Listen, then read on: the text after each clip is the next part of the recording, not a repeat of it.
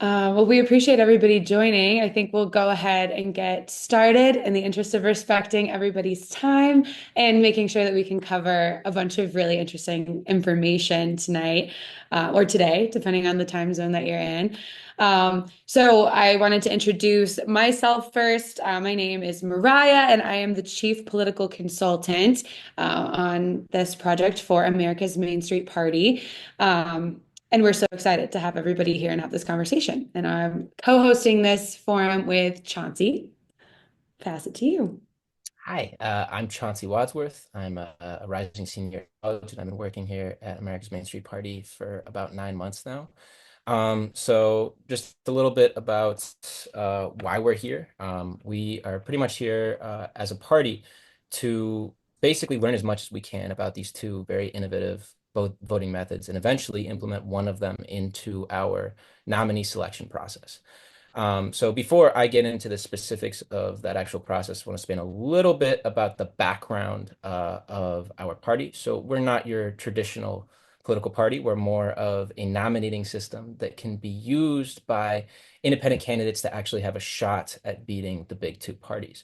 And this really centers around an idea that our founder, Tom Joseph, had a few years ago, which was to set up a private nomination process that did not use candidate committees. So what that means is that legally, according to FEC code and our rules, our potential nominees are not allowed to spend money. Also, because we are not actually running an election, we're running a nomination process. Voter or constituents can vote in the public primaries and then also go and select in our nominee selection process. We're also a party with no ideology, and of course, we're able to implement cool new voting methods like these without changing any laws. So, to explain some of the specifics of our nomination process, we are imagining we'll have around 25 to 75, maybe 50 potential nominees. We have a form of approval voting that we are using, which will filter that down to around 4 to 8. Then we have a town hall, and then we are either going to be using ranked choice or approval voting, which is why we're here to learn about these methods and choose one of them for that part of the nomination process to filter things down to two. And then once we're at two, we have a final debate and we select our final potential nominee who will become the candidate that we nominate to the general election. So I'm going to share my screen quickly to show you guys a quick video that was created by Tom. Which explains Hey, the America, process. there's a brand new way to nominate better candidates for Congress. It's a free and equal system, so it doesn't serve the wealthy. Our commitment is to a fair process, Sorry, not the to video's any not ideology. playing for me. Are you You're seeing it? not playing? Darn it. Okay. I can hear it though. So That's good. It's usually the audio you can that's hear it. Okay. That's weird. I wonder why it's not playing. Let me try this. Ideology. That, Allows constituents to weigh in on key that better? policy issues.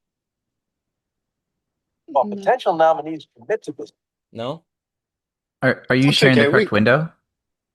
I think I am, yeah. It Hmm. says that it's showing the window on the thing, which is weird too, because we did this before the actual start of the thing and it worked. So sorry about that. But yeah, basically what you guys need to remember, sorry for the technical difficulties, is that our nomination process, the goal of what we're trying to do is to whittle the field from either 4 to 8 to 2. And that's what makes our situation particularly unique and why we're trying to learn as much about these voting methods as possible to see which one will work best for us in our implementation of this nomination process in 2026. So I'm going to hand it off to our wonderful participants who we're really lucky to have here. Who wants to go first? So I'm going to do a couple housekeeping things Oh, before we okay. get over to Rachel and Alan. The first thing, Chauncey, can you share the link to the video in the chat so that people can go maybe after hearing from the panelists and they can look at our video since they can't see it in this moment. We can also try it again at the end if we have extra time, but yeah, if you wouldn't mind throwing that link in the chat. Also, if questions arise, and we hope that they do while our panelists are speaking, please feel free to direct chat those questions to the lovely Lynn Schaefer. And then she'll kind of compile a list that I'll have, and I'll be facilitating about 15 to 20 minutes of Q&A at the end. So we would love, love, love to hear from you. And we don't want you to forget any of the great questions that you come up with while our panelists are speaking. So as they pop into your mind, feel free to send those directly to Lynn, and then we'll get to as many as we can at the end. So without further ado, I think I had maybe Rachel and then Alan, if Rachel, if you're ready to go. Sure, that works. I'll just share my screen here. Hey, everybody. Um,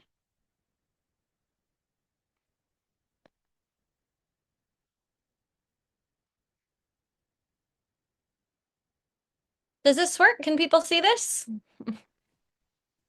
Okay, cool. Hi, everybody. Again, I am Rachel Hutchinson. I'm a senior policy analyst at FairVote. I've been with FairVote for about 3 years, but I've been working as a research policy person in the election reform space for about 5 years. So it's my job to basically do research on US elections and US election reform proposals to understand how they work in practice and also keep on top of research that other folks are doing. So I'll talk a little bit about ranked choice voting, which is one of our policy priorities over at FairVote.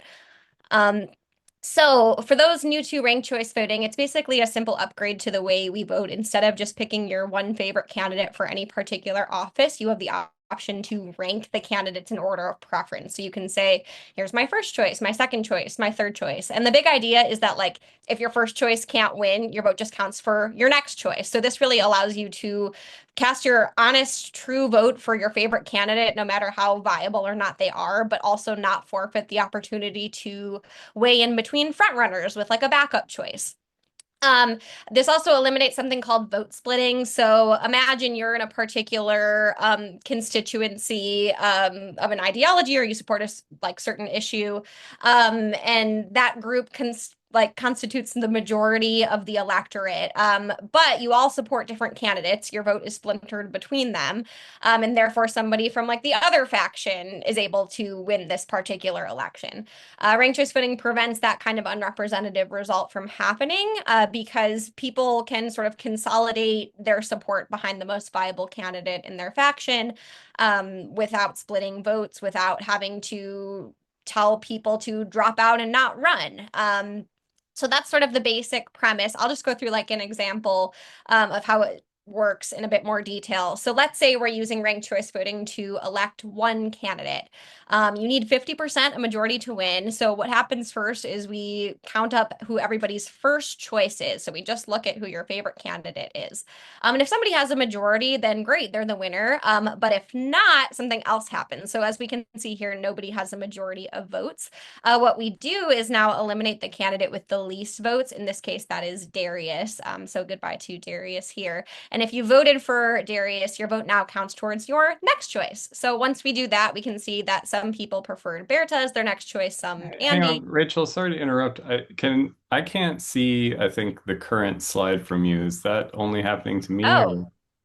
Yeah, that's happening for me too, and I think Aaron does as well. Did you Okay. put it into slideshow mode, Rachel? Because that can sometimes freeze the screen on a share. Sorry for No, that's okay. I appreciate you bringing it to my attention. I don't have it in slideshow mode right now. You're saying I should do that? You shouldn't do That that. helps to make it like the full screen instead of like, Oh, the okay. editing kind of version. Got it. So let's do slideshow version. Is that Yeah. any better? If I click through, can you see them? Unfortunately not. What if we just had it outside of that mode? So we just like don't press the slideshow button on there, and then you could just kind of cycle Sure. through the slides. That might be. Yeah, no, Aaron has got to, it freezes as soon as you click on the slideshow button. I don't know. I feel like that's happening to Chauncey too. It just kind of like was freezing. So No worries. Okay, we'll just look at it as it appears in my desktop then. Okay, here we go. So we're on the first round. As I mentioned, Darius is the candidate with the fewest votes, so Darius gets eliminated. If you voted for Darius, is this working now? Can you see my next slide? Okay, cool. Thanks. If you voted for Darius, your vote now counts towards your second choice. Still, nobody has quite a majority, so we go again. We eliminate Carla. And if you voted for Carla, now you get to still weigh in between Andy and Berta with your second choice. So once we eliminate the sort of less viable candidates, it looks like Andy has the majority support of everybody. And so this really ensures that no matter who your first choice is, you can express it, but you still get to weigh in between the front runners. And your first choice you'll never hurt your first choice by ranking a backup choice, because that backup choice won't come into play unless your first choice has been eliminated. So what are some things to know about ranked choice voting in practice? So ranked choice voting is used in over 60 US jurisdictions across about half of the US states. So that includes places like Alaska, Maine, New York, Minneapolis, San Francisco, Salt Lake City. A bunch of parties in various states use it for their private nominating contests. And between all these jurisdictions, it's reaching about 14 million voters. So there's been over 800 RCV elections in the US since 2004. So if your party adopted the system, you'd be among the trailblazers, but you certainly wouldn't be a guinea pig. This is a tried and true method in the United States as well as internationally. Another thing to know, everywhere it's used, exit surveys reveal that voters like ranked choice voting and they understand it. In New York, when they used it for the first time, 95% reported that they thought it was simple. In Alaska, that was 85%. We consistently see over 70% in places like Boulder and the Bay Area in New York of people who say they want to continue using ranked choice voting or even expand it to more elections. We also know that voters really utilize the opportunity to rank when it's presented to them. Across this data set of 800, about 68% of ballots do rank multiple candidates. We've also seen ranked choice voting leading to historic wins for diverse, upstart, consensus building candidates. So just to give some examples, some of the most moderate consensus builders in Congress, I'm thinking Senators Lisa Murkowski and Susan Collins. I'm thinking Congressman Jared Golden have been elected with this system. We've seen the first majority female councils in Las Cruces, New Mexico, and New York City be elected under ranked choice voting. We've seen Oakland elect quite a few female mayors in a row. We've seen Minneapolis, St. Paul, and Salt Lake City elect their first majority people of color councils under ranked choice voting, and Alaska elected its first Native congresswoman. And I think the dynamic at play really here is that diverse upstart candidates, they're not being told like, wait your turn. They can still get into the race without spoiling it, and voters can still vote for them without being told they're like wasting their vote on somebody who's unviable. There's also quite a few peer-reviewed publications that show that ranked choice voting does lead to more civil campaigning. The idea being, if you're running in a ranked choice voting election, it's to your benefit to be the backup choice of other candidates' supporters. So you have reason to play nice, focus on the issues, and we've actually seen quite a few instances in public elections where candidates will cross-endorse each other. They'll say, hey, I hope you vote for me first, but if not, rank my friend here number 2. Or if you're planning on ranking them number 2, number 1, rank me number 2. So that's just a bit about what we know about ranked choice voting in practice. And that's all I have for now, but happy to answer any more questions later on. Thank you. Thank you, Rachel. And now Alan will have an opportunity to present for approval voting. All right, great. Thanks, Chauncey and Rachel and Moran, everyone. Thank you for having me here. Let me share my screen. Okay. Can everyone see that? Yes, okay, great. So my name is Alan Savage. I am with an organization called California Approves. We're an approval voting advocacy organization, but for democracy improvements in general. And a lot of people maybe don't know what approval voting is by name, but they in fact use it all the time. Approval voting is the same thing we do when you have a group of people and you want to pick a date to meet this weekend. And you say, hey, everyone, Thursday, Friday, Saturday, Sunday, everyone tell me all the days that work for you. And the day that has the most people that it works for will be the day that we meet. Approval voting is the exact same thing. It just uses candidates instead of dates. So it's extremely common. Let me walk through an example here. So the way this would work for an actual ballot in an election is you get to pick It's the same as the ballot today, except you can pick more than one option. So in this example, we have Democrat Dan, Republican Rob, Mainstreet Manny, and Green Grace. And this voter has selected Democrat Dan and Mainstreet Manny. On the right side, you can see how many people or the percentage of voters that selected each of those candidates. And we see that Mainstreet Manny here got 67% of the voters, and they won. You Something to note here is that these don't add up to 100% because, of course, people can pick more than one thing. And this eliminates the vote splitting problem. So if two candidates share ideas, that's great.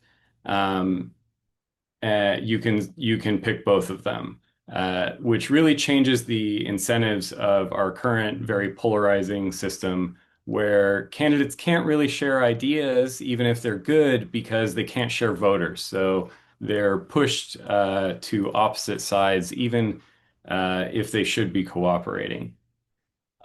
This system, it can be run with a primary or without a primary. And with a primary, like the Mainstreet Party is proposing, you get even better results. And the way that works is that in the primary election, you use approval voting, and the top two vote getters go to the main. So with this same ballot, Democrat Dan and Mainstreet Manny were the top two vote getters. So they would go on to the general election, and then you pick between, uh, everyone picks between the two final candidates. And we see here again, Mainstreet Manny wins. The system is really great because it incentivizes candidates to keep trying for every voter. It's not that you can just get 51% of the people that love you and the other 49% absolutely hate you. Every percentage point beyond 50% still counts and helps. And what this really encourages is consensus and cooperation and yeah, finding leaders that everyone can agree on. If you imagine someone is maybe everybody's second favorite candidate, but nobody's favorite candidate or very few people's favorite candidate, this system elects that candidate rather than someone who's maybe more polarizing, but uh, but is disliked a lot by more of the population. And that's it. Happy to answer more questions going from here. Awesome. Thank you so much, Alan and Rachel. It was very succinct and very interesting. So I'm excited to hear what other questions folks have. But I know that to start, Chauncey and I have several for you. So I will kick us off with the, kind of formal panel portion with a question for you both. And you've definitely, your presentations touched on a bit of this. So just sort of an invitation to add anything else to your answer that wasn't covered in the presentation. But what would you say are the strengths of your system? And why is your system of nominee selection more representative of voters' thoughts than our current system? I can start. So in most party primaries in the country, they use single choice voting, which I'm sure you're all familiar with. But in a crowded primary, you get people winning with like 20, 30, 40% of the votes who don't represent their party well, let alone the general electorate. And despite that, these folks often easily win the general election if they're in a safe district, or if they're in a swing district, they're giving the general election voters kind of choices that nobody really asked for. Now, say you're using ranked choice voting to nominate a candidate for your party. It ensures the candidate has the consensus of their electorate. It allows your party to put its best foot forward for the general election. It ensures a broader base of folks are bought into the nominee, because even if their first choice didn't win, maybe their second or third did. So there's examples of this actually working in practice. So the Virginia Republican Party, for example, used ranked choice voting in several of their statewide nominating contests in 2021. They used RCV to nominate their candidates for governor, lieutenant governor, and attorney general. And all three of those went on to win the general election. They got a clean sweep after not having held statewide office for 10 years. So it really shows that the system, like in practice, produces strong nominees who are poised to compete well in front of a general election. They expanded it. They went on to use it in some congressional primaries in 2022 as well. And the nominees who came from the districts that did choose to use RCV came out with higher favorability ratings than the ones that didn't. So just some examples of how this has helped other parties. You wouldn't be the first party to use this for like your internal elections. Not only do Virginia Republicans use it, Indiana Republicans have, Pennsylvania Democrats have, and Republicans and Democrats in Utah have. So this is like, again, a tried and true thing that a lot of parties have used to strengthen their decision-making process. Awesome. Thank you, Rachel. And then Alan, just I'll repeat the question for you. What are the, some additional strengths of your system if you want to touch on them? And then why is your system of nominee selection more representative of voters' thoughts than our current system? Yeah, thank you. So the biggest strength, I think, of approval voting is that it really finds that candidate that people can agree on and depolarizes things. And it's so simple to implement. You're really just changing one word on the ballot from pick one to pick all you like. And your voting equipment doesn't need to change. It doesn't take extra time to tally. The voting can still be counted by hand, and it can still be counted at the county level and the district level, and just like we do today. So it fits in really well with the existing systems while giving us a huge upgrade in the quality of the candidates that it produces. To back that up a little bit, in St. Louis, they put approval voting on the ballot in November, and by March, after they had decided to use it, they ran an election using approval voting, and it went off perfectly. So its simplicity is a real strength. Its transparency. So a great thing about approval voting is that at the end, not only do you see how well the winning candidate did, you see how well everyone did, and it's very clear because it's just bar charts like I showed. So you can, from that, see where are third parties gaining momentum. And you can also see where is the winning candidate not that popular. Maybe we identify districts or cities to target candidates in where the existing candidates have a lot of room for improvement. So those are, I think, some of the main strengths that I see approval voting has. And as Rachel mentioned, the problem with our choose one system today is that basically the person who's the most popular often doesn't win because maybe there's someone else that's kind of like them running.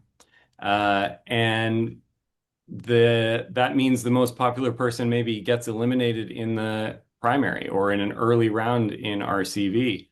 And that's a real problem for expressing the will of the voters, where the person who wins doesn't really have a mandate from the people. They weren't even, they just weren't the most popular candidate. And approval voting helps make sure that you get that candidate. Interesting. Well, thank you for those answers. Now we're going to move in an entirely different direction. I would like to ask, what would you say, if there are any, are the weaknesses of your voting system, and how have your groups addressed these weaknesses in the past? Whoever wants to take it can take it.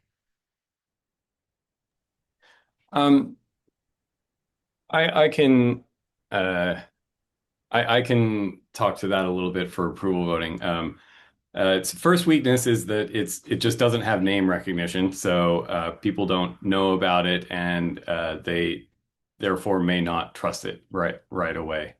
The second is that it is possibly too good at finding the consensus candidate, And that could lead, in theory, to if you imagine like a whole space of political ideologies, um, you're going to end up with the one that the population believes, which may end up excluding some more radical ideas that other voting methods like ranked choice and choose one might still bring in. And if you kind of think that that like wild card element is a good thing, then it's a weakness to find that consensus candidate. Of course, the counterpoint to that is like we already have so many forces for polarization in our society, whether it's social media or the media in general, that maybe having a more consensus-driven voting method could be good. So. For ours, for ranked choice voting, I'd just say it's still new to many, politicians and election admins and voters who are used to the status quo system. Not as much a drawback as much as something just needing to be taken into account, but we definitely have ways of socializing ranked choice voting with each of these groups. So like for administrators, there's a growing body of resources and guides to best practices. There's a whole organization called the Ranked Choice Voting Resource Center dedicated to the election administration side of things. For voters, it's a good voter education campaign. It's hosting like rank your favorite beer events. And these things really work. Again, like every exit survey shows that 80-90% of voters find it simple once they've actually done it.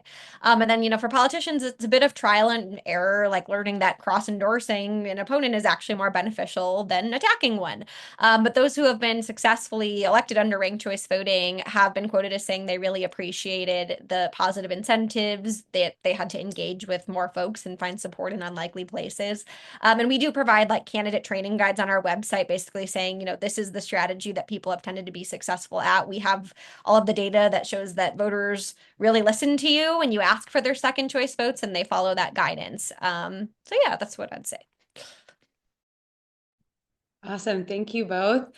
So my next question is for Alan. Approval voting is known for eliminating vote splitting and spoilers. Can you give some examples of areas which have benefited electorally from the use of approval voting? And I do think you touched on an example in your first answer, but anything else you want to add? Yeah, so there were two cities in the United States that were using approval voting. One was Fargo, North Dakota, and the other one still is St. Louis. Unfortunately, in North Dakota, there was a ban of alternative voting methods, including both ranked choice voting and approval voting, and that reverted the Fargo approval city back to choose one. But in St. Louis and Fargo, people in those cities were really, really happy with it. So I mentioned already in St. Louis that in November they voted for it, and then in March they implemented it. Well, the next year they voted on it again of whether to enshrine it in their city charter, and they approved. They said yes at an even higher rate than they did in the first time. It was like 64%. So you could see that the people really liked it. The other, I also point out a resource called approval.vote. It's a website, and there you can see the approval voting elections that have been run in the United States and all their results. There's also a ranked.vote, but it doesn't have all of the data, unfortunately. But approval.vote is a great resource to see kind of where approval voting has had success. I'll give a further example from St. Louis. The St. Louis elected its first Black woman mayor after implementing approval voting. And in that race, she ran against almost the exact same set of candidates that she had in the previous election. The difference was the vote wasn't split between other candidates like her. And that led to her election with, I think, 60% approval or something like that.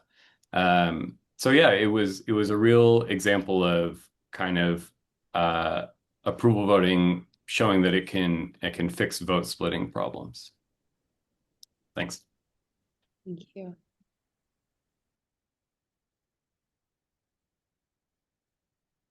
And then I'm going again. Sorry. I was like, where's Chauncey? That's on me. I have a question for Rachel now. Sorry about that. Um, so Rachel, the recent New York Democratic primary was an example of the viability of ranked choice voting in the US.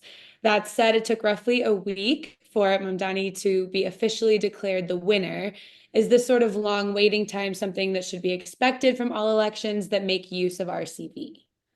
Yeah, good question. So the answer is no. A ranked choice voting race can be tabulated with the click of a button in just seconds. In fact, 79% of RCV jurisdictions do report preliminary RCV results on election night or the morning after.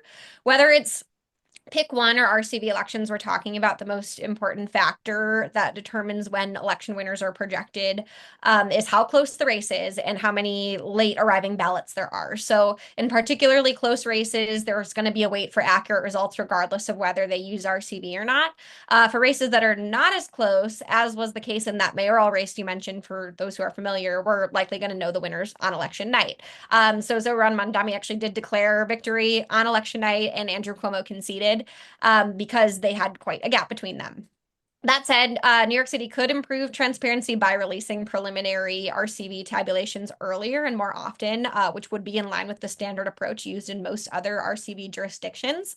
The timeline is set by the New York Board of Elections, which they actively make a decision to wait until all absentee ballots are received before running their count. But again, that's not really the norm nationally. The best practice is to report preliminary RCV results early and often.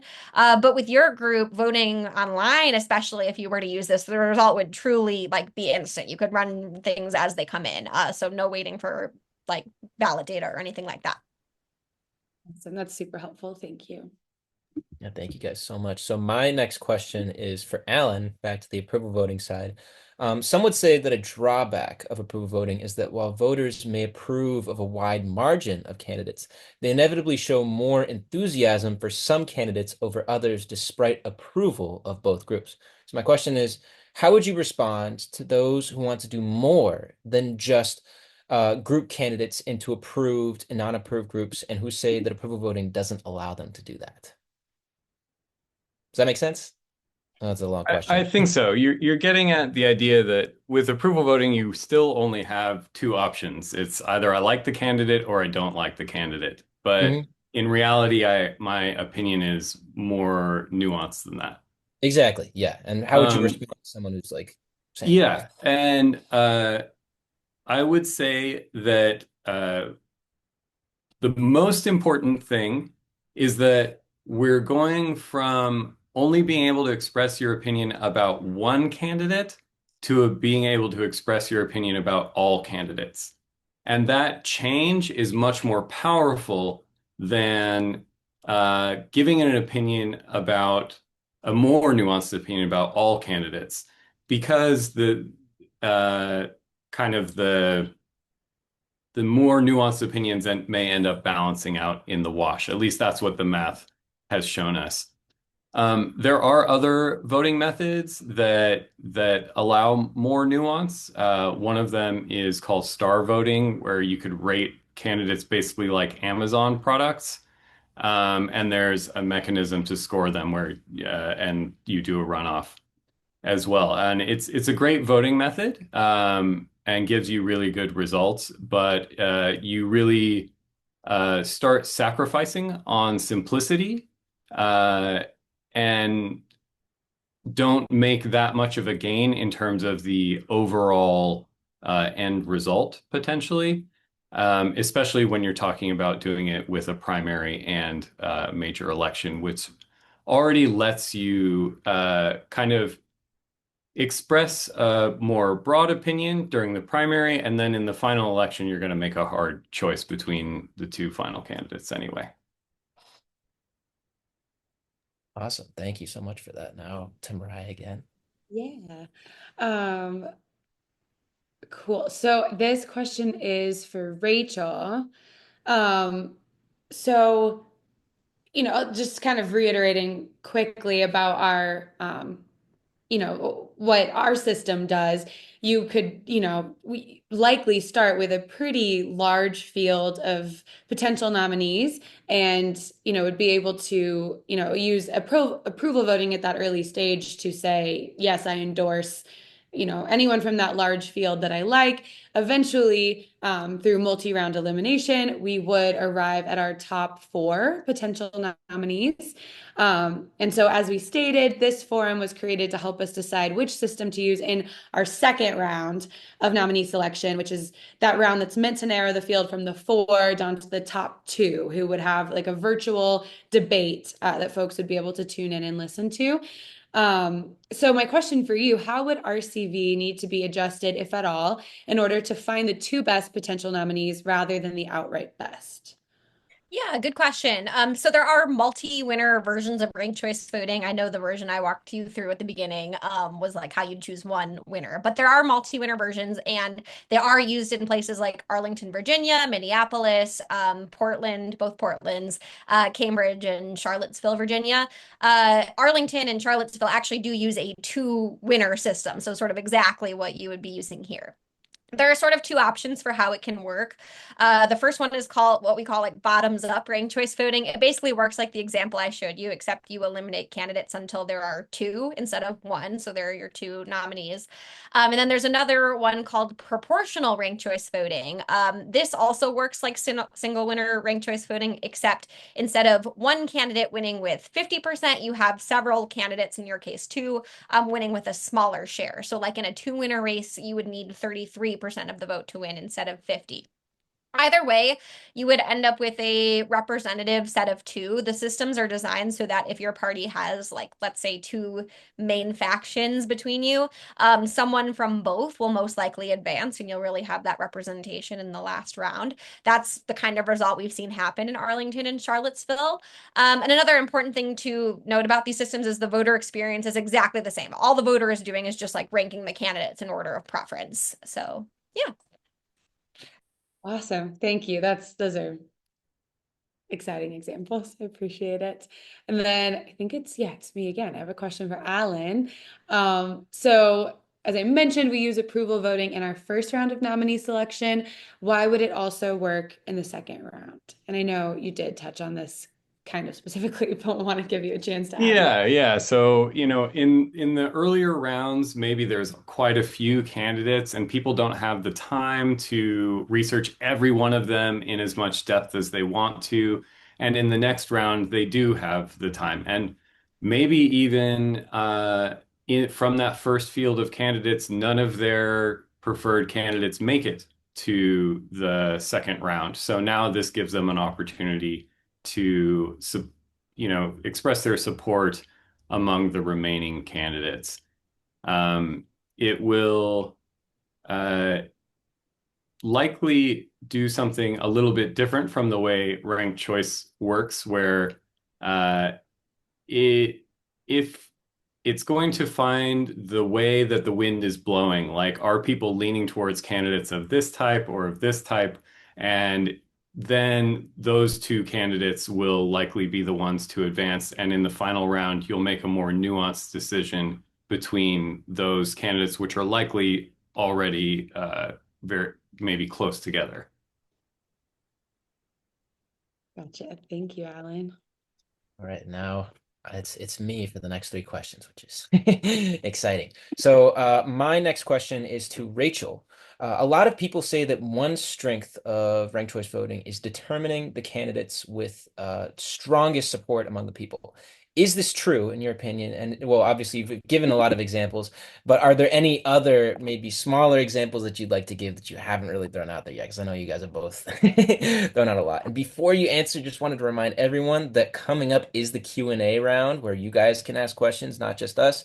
If you do want to ask questions to one of these 2 lovely people, please send the question to Lynn Schaefer, who's running the meeting, in a direct message, and we will get it out for you. So yeah, go ahead, Rachel. Yeah, so I can start with some statistics that sort of speak to what you're talking about. So I mentioned my job is to like research and look at all the ballot data from the about 800 RCV elections we have. And on those ballots, 78% of folks have ranked a winning candidate in their top three. We call that high consensus value. So like most people are seeing a candidate of their choice go on to win. If not their first, then their second or third. In proportional ranked choice voting contests, which I just talked about, that goes up to 93% ranking at least one winner in their top three choices. So most people with these R systems are electing a candidate of choice. To come up with like a specific anecdotal example, I would point to the Boulder mayoral election back in 2023 in Colorado. So they had like two progressives running and one person who was a little bit more conservative, and the majority voted for a progressive, but the vote was split between those two candidates. So under single choice, that conservative would have slid through and won the race. But because of that process of elimination, progressives were able to consolidate their support behind one candidate in the end, and that choice really made a lot of sense for Boulder, which is a more progressive city. So good thing to know about ranked choice voting on that point is it's like approval voting, it's completely nonpartisan. In a progressive city, it'll probably elect a progressive mayor. In a conservative state, you'd probably get like a more conservative governor. So it's really party ideology neutral. It just favors whatever is the consensus opinion in that particular race. Interesting. Thank you so much. I know you guys have thrown out a lot of examples, so we will start giving the examples now, not just you guys. But this next question is to Alan. To make the best out of their electoral experience, this is speaking about voters in approval voting districts. Um, these voters must research all or close to all candidates to see which they approve of and which they don't. Some claim that this leads to inequality between those voters who have time to conduct research and those who don't. To be fair, that same critique can be made of our current system as well. But this divide, there have been some studies that have shown this divide, and including one along racial lines in St. Louis's most recent election.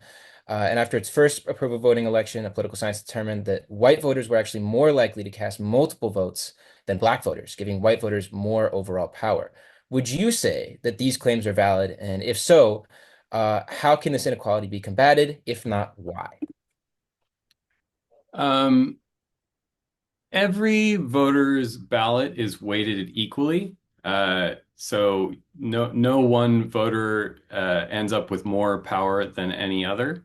For any ballot that you can cast, someone else can cast the opposite ballot and they would cancel each other out. That's already been like ruled on by the Supreme Court and everything. In terms of the difficulty of researching all the candidates, that's definitely a real concern, and it is, as you mentioned, it's a real concern today. I think an advantage of approval voting is that when you're researching your candidates, you can really just consider them. Do I think that they're good enough for the job?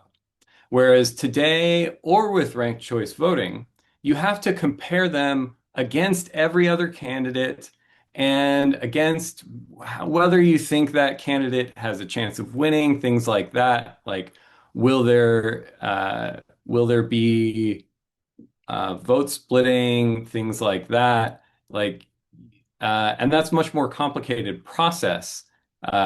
Like basically, people are often forced to vote for a lesser evil, and we don't really want people to be considering candidates just based on how they compare to others. We'd like to really know how do they feel about the candidate as a whole, and how does the whole population feel about the candidate and every one of the candidates.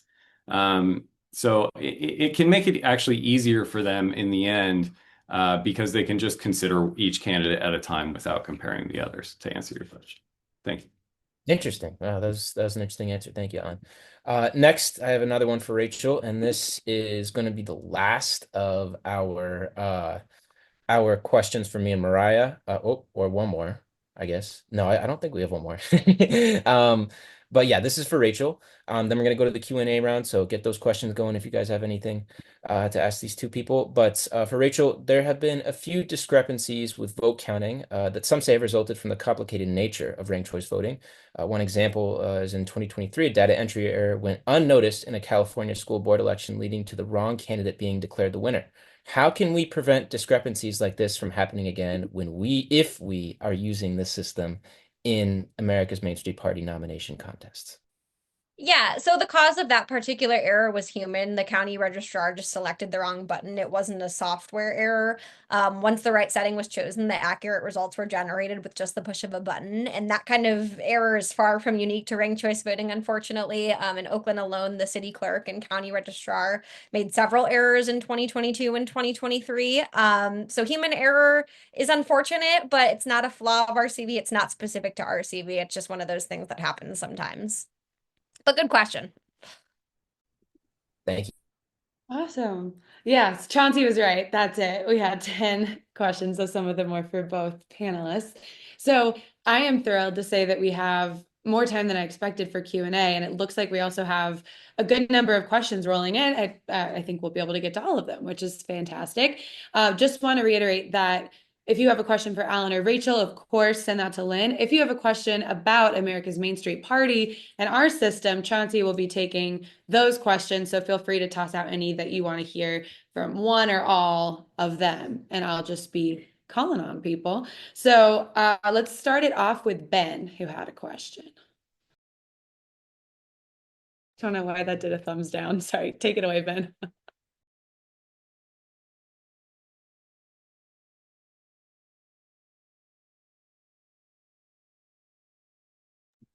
I don't know if Ben can hear me. Sorry, I thought we were to give the questions to Lynn to then present to them. Yeah, so everyone's sending the questions to Lynn, and then I'm just kind of calling on people in the order that they came in. Got it. Okay. Thanks. So sure. The question is, are there any preconceived notions or common misunderstandings that people hold that make it difficult for people to accept RCV or approval voting? What would you say to them?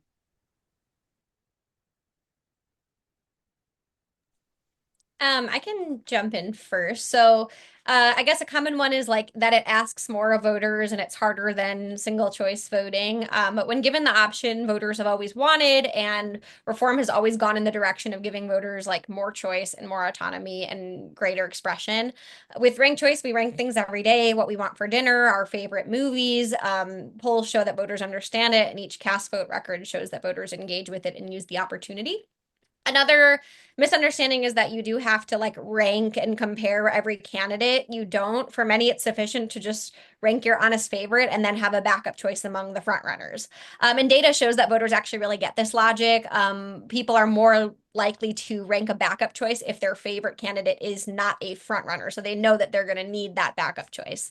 Another one that it's like a new or novel system that requires some complicated formula, when the reality is it just mimics the structure of runoffs and caucuses, like when you eliminate candidates and allow people to choose a different choice until someone has a majority.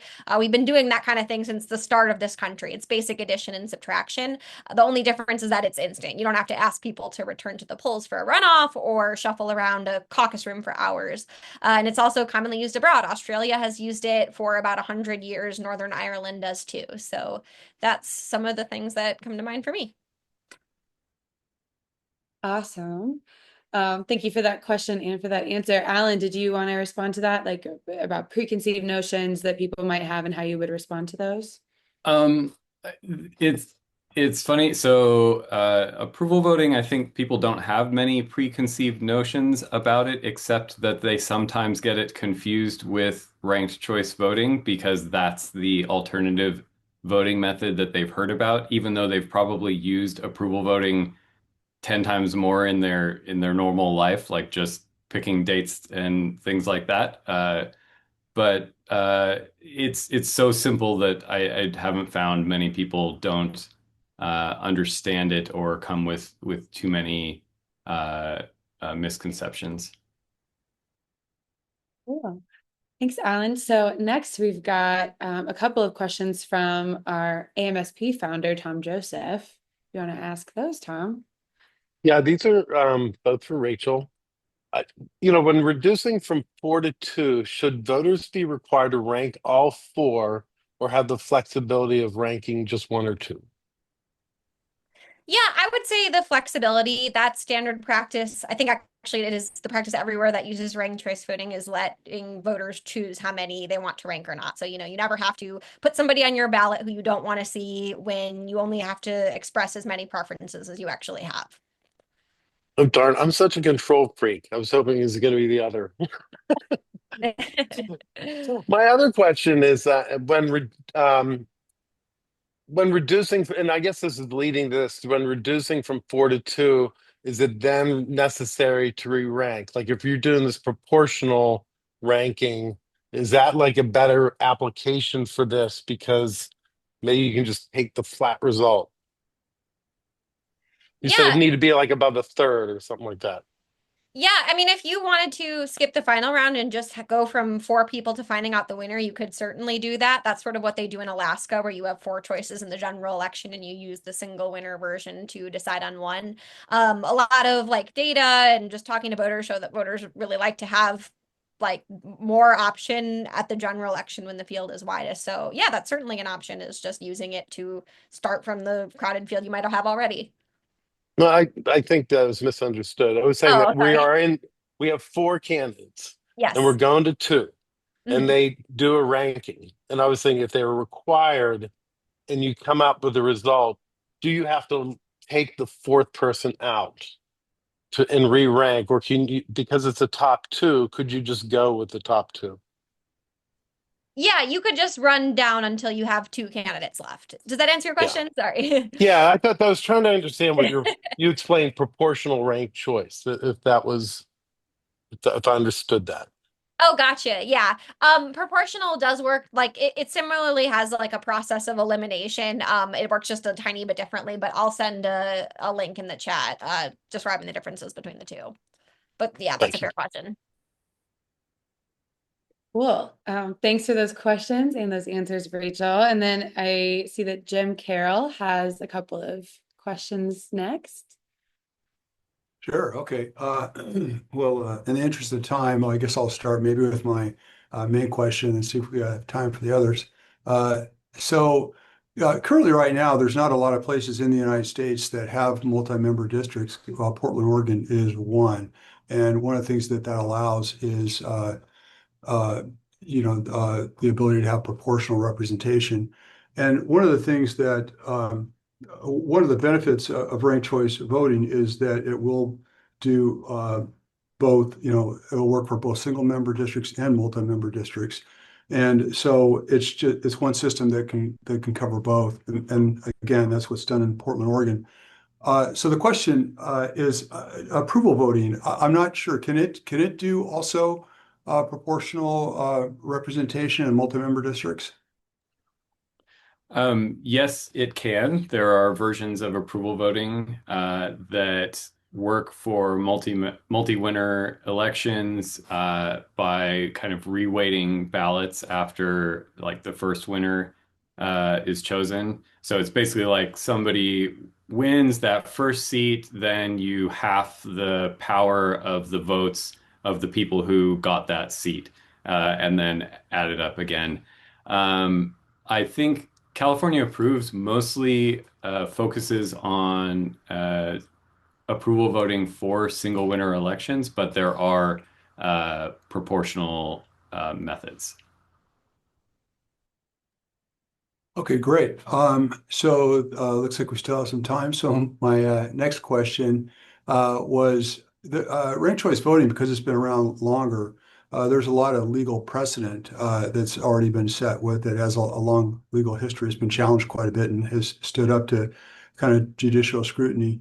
And I know approval voting doesn't have as long a track record. How much of a perceived risk is that, or the approval voting community, what are they, well, just how much of a risk is that seen to be? Well, Okay, I guess I'd say a couple things. One, maybe this is a misconception. So, like, approval voting has been used in governments going back to Italy, like hundreds of years, and is used in the UN for selecting the head and things like that. So there's quite a bit of legal precedent there for it. And I think our biggest legal risk at this point is actually that ranked choice voting has been become a polarized topic. And in, I think, 14 conservative states or something like that, it has already caused bans. This was a result of actually an Alaskan ranked choice election where a majority of voters ranked a moderate conservative higher than the progressive, but the progressive won because of vote splitting between the two conservatives, and that resulted in a huge conservative rejection of ranked choice voting. And our problem now and big risk is that approval voting is getting caught up in those same bans because legislators don't understand the difference. Gotcha. Okay. The last question is actually a very simple one. As Rachel had mentioned, with ranked choice voting, typically you let people rank up to the number of people that are on the ballot. Although I think a lot on big ballots, I think it's limited, like to 4 or 5. But with approval voting, does the voter get as many picks as there are candidates, or is it limited? They get as many picks as there are candidates. There's no limit.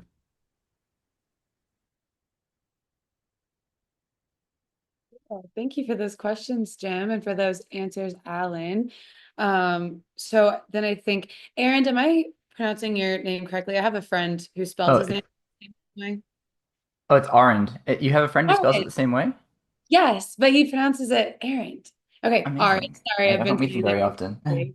I know you have a couple of questions too, and you're up next. Great. So I think the first question I'd like to ask about is, um, could panelists speak more to the makeup of the candidates in this top two system? For example, I'm from California, where Democrats are the stronger party. So I would expect in a top two system, like if we use ranked choice voting, I expect we'd see a Democrat and a Republican made up in the top two, and it wouldn't be like a very close race between them. Whereas I expect approval would likely give two Democrats in that top two, and it would be a much like closer race. I was wondering if you could both speak to the pros and cons of those dynamics and why you'd recommend your top two dynamic for the Main Street Party. Sure. So I think with the thing being that the Main Street Party doesn't have like a particular ideology, you're really just trying to create sort of like an independent and fair process for nomination. You're going to get folks from all over the ideological spectrum. So if in the final round you have two people who are like kind of the same or from a similar faction, that may make a lot of folks feel like they don't have a choice in the final round that represents them. So in my opinion, I think it's important that in the final round, you have somebody that speaks to most people and you have somewhat of a diversity of options so folks feel like they have more choices and they feel a little bit more represented on that final ballot. Um, so I'll give you an example of what happened in California where we do have a strong Democratic presence. So, and right now in California, what we have is a primary where you can choose one among all the candidates, and then that goes on to a major where you choose between the final the top two vote getters from that primary. This is basically equivalent to ranked choice voting if there are only three candidates, but run in two separate elections. And what we saw was the Democratic candidate spending money in the primary on their Republican opponent, to help their Republican opponent because they knew that they could beat them in the final election. Now, this probably wouldn't happen in America's Mainstreet Party, but it kind of shows how it creates bad incentives uh, to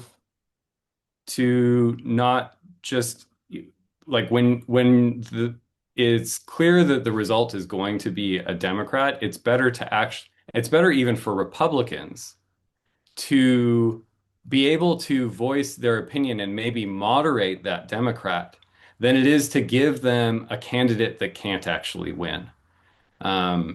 So I would say that it's better to make sure that those Republicans are included in giving their voice in that final candidate rather than kind of giving them a candidate that can't win. Yeah. Yeah, thank you all for those answers. And I'll ping Chauncey on this. I want to say, it's a great question. There's lots of different ways I want to take it, but our system is really designed to be implemented, at least at first, in gerrymandered districts. So I think that sort of, at least from our perspective of like the order of priority, would sort of address, what you're talking about, Arend. But Chauncey, I know, is going to be our AMSP panelist for the Q&A. If you want to jump in here, Chauncey.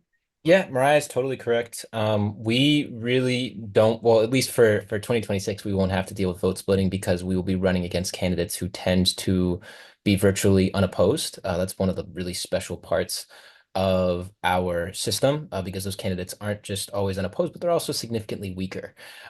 So we are taking advantage of a major loophole, but at the same time, we don't have to deal with vote splitting. The candidates that come out of our nomination contest will almost always be similar or more moderate version of the ideology that you can see from the dominant party within that district. But yeah, wonderful question though, Arend. And thank you guys for the answers. And then did you have a second question, Arend? Yeah, I was the Alaska example came up, and I wanted to hear from Rachel. She was saying in her presentation that vote splitting isn't possible under ranked choice voting. However, in the Alaska situation, there were two Republicans, and having they sort of split the vote because of the center squeeze effect, where the consensus candidate was not strong enough to make it to, what the consensus candidate got eliminated early, even though he could have won in the final round, whereas that would not have happened if the Republicans weren't splitting the vote. So I was curious if Rachel, if you see that as an example of vote splitting and what your thoughts are on it. Sure. So what happened in that particular race, as you mentioned, is we had a Democrat running and two Republicans as sort of the top three front runners. We had a Democrat and a Republican who were amongst the top two. The third place Republican was eliminated. And when those voters were ultimately asked, who would you rather have, the other Republican or the Democrat, more of them preferred the Democrat. And I think that speaks to how sort of diverse and independent thinking of an electorate Alaska is. It's not common for them to elect a conservative governor and a Democratic congressperson on the same ballot. Really allowed them to choose their best favorite candidate outside of what typical partisan restraints would say. But yeah, to people who are kind of like, oh, that third placing Republican was the consensus candidate. They were the third, they had the least first choice votes, and ranked choice voting did not elect the person who came in third. Mary Peltola, that Democrat, started with a strong lead in first choice votes, and she built on it when people were asked, who would you like as a backup? So I think, yeah, it's just an example of the system working like it's supposed to. When they were up for re-election, the Republican won the next time. So again, it doesn't really favor one faction or another. It's just the particular dynamics of those races. So, thanks. Any other questions that you had, Arend? Looks like we're good. Perfect. Thank you. And then next, David had a question, I believe, for Rachel.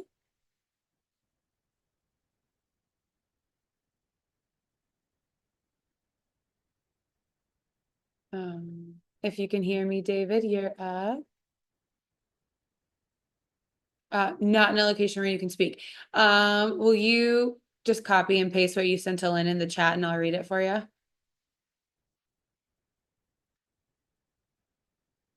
Perfect. Okay. How can ranked choice voting account for potential Condorcet failure as occurred in Alaska in 2022?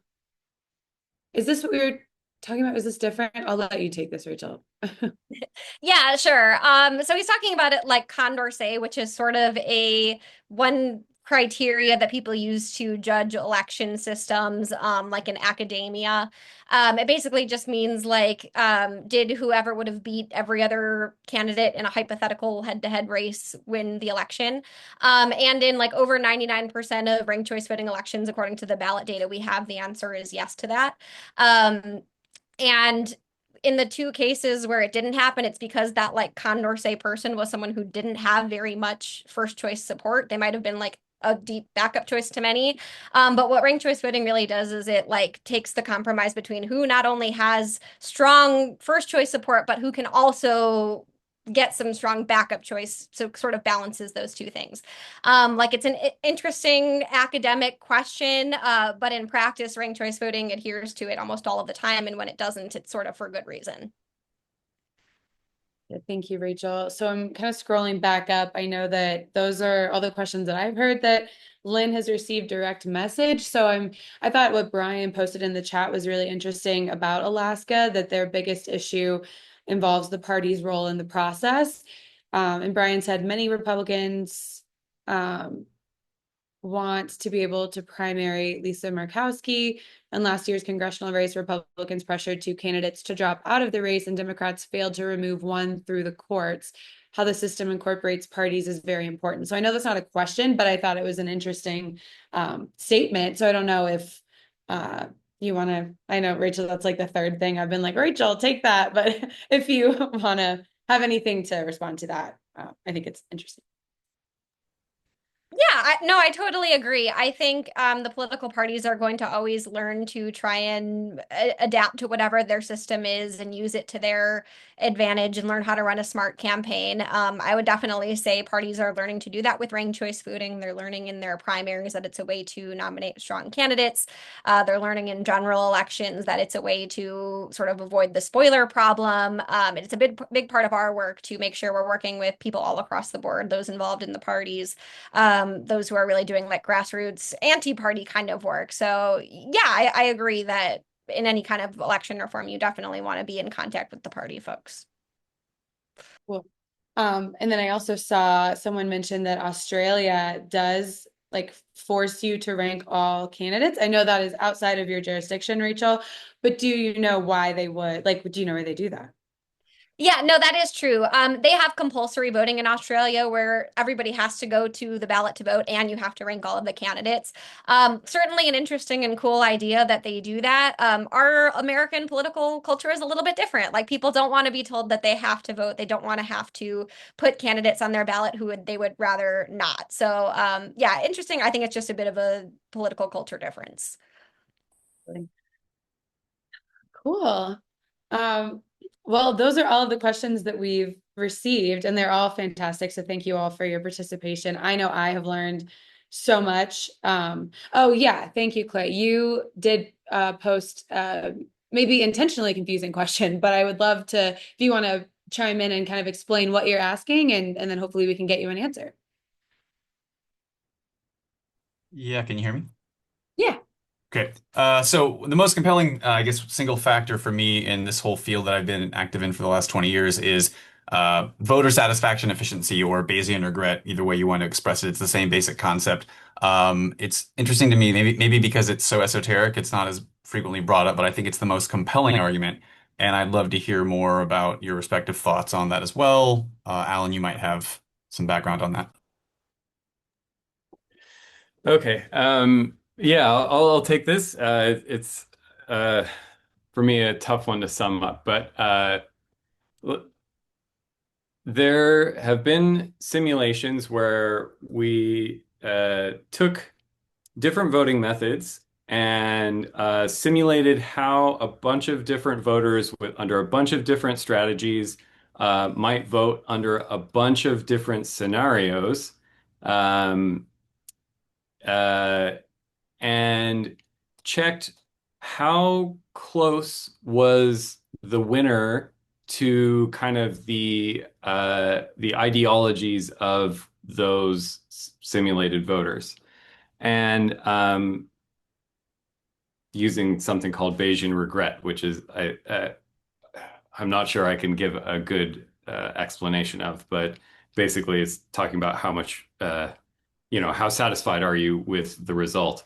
And in those simulations, the best voting methods for single winner voting methods, the number one best results is star voting, and then the number two, I believe, is top two approval voting. Ranked choice voting is better than choose one. I think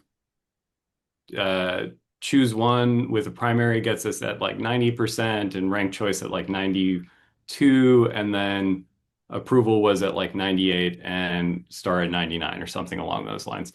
But you should look at the reference that that Clay linked if you're inclined. Does that answer the question? Sure, if it answers it for you. Yeah. I'm just curious what you would say. It at least explained the question a little more. Yeah, if there's anything you think was missing, Clay, I think we could use some additional explanation. But if you are satisfied, I'm satisfied. But you've Yeah, got well, I think it's sure. It's just basically the idea here is that when we historically try to use these comparison charts, we look at things like, is it monotonic? Does it satisfy the favorite betrayal criterion? What about the Condorcet criterion? And we're looking at these different criteria, and it becomes a subjective matter of like, how much does this matter versus this? And it's kind of like comparing race cars by saying, this one has 15% better aerodynamics, or this one has 20% more horsepower. And those things might sound impressive, but you have no idea how much their, sort of aggregate collective effect is on the final success of that car, the performance in a race. So what anybody would rationally do with a race car is you would put the cars on the racetrack and you would put them through like a statistically significant number of timed trials, and you would say just objectively, like, what is the average lap time for this car versus this car? And you can actually do that for voting methods, in which case, once you get to that point, you no longer have to talk about like, Condorcet failure or monotonic or whatever. You're just summing up the combined effect of all those, where you're saying both how often that failure occurs and when it does occur, how big is the effect on reducing people's utility, their satisfaction with the outcome. So for me, it's sort of this holistic metric, and that's why I value it. But you just don't hear it talked about a lot, especially like in the ranked choice voting world. So Thank you for that explanation, Clay, and for teaching me that Condorcet is French and how to pronounce it. I did not know that coming into this clearly.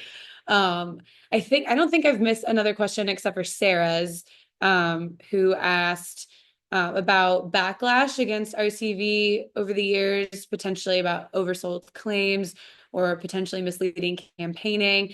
And Sarah's curious, Rachel, if FairVote has adapted marketing or their campaign strategy over the last few years in response to that.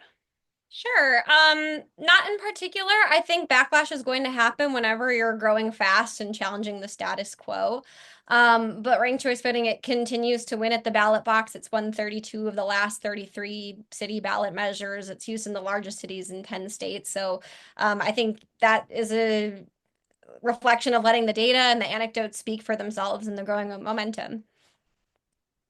Awesome. Cool. So yeah, feel free. I mean, now that we're all just looking at the chat, if you have other questions, feel free to pop them in there. We've still technically got about 16, 17 minutes. But I will just say, while we wait and see if anybody does that, I'm really encouraged having this conversation, obviously with Alan, Rachel, and Chauncey, but also with all of you who clearly are passionate about these reforms, one, the other, or both, and just are hyper aware that we need change in this space and have obviously a ton of knowledge that you brought to this as even just attendees. I feel like we need a bigger panel where all of you can speak about your different backgrounds and experiences. But thank you so much for taking the time, panelists, attendees. I know I've learned a lot just getting to facilitate this with Chauncey.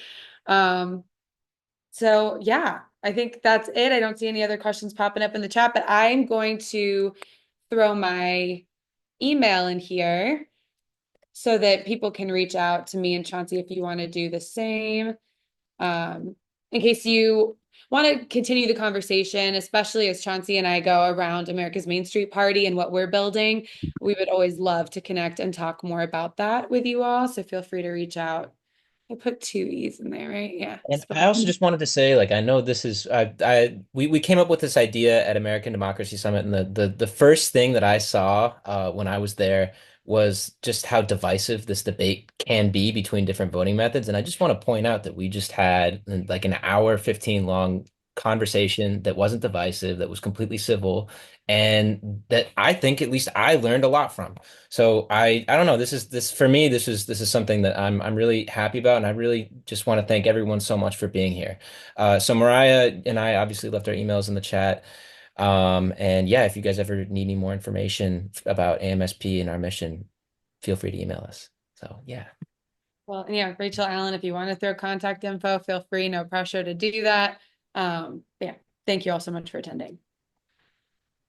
Thank you so much for having me. It's been wonderful to be here and chat with you and Rachel, and I'm very appreciative of the efforts that everyone here is making. I think everyone's got the best goals and the desire to do good for our democracy here. So I'm happy to be part of this. Thank you. Same to you all. Great to be here. Thanks so much. Enjoy the rest of your evenings, folks. Thank you all. Good one, everyone.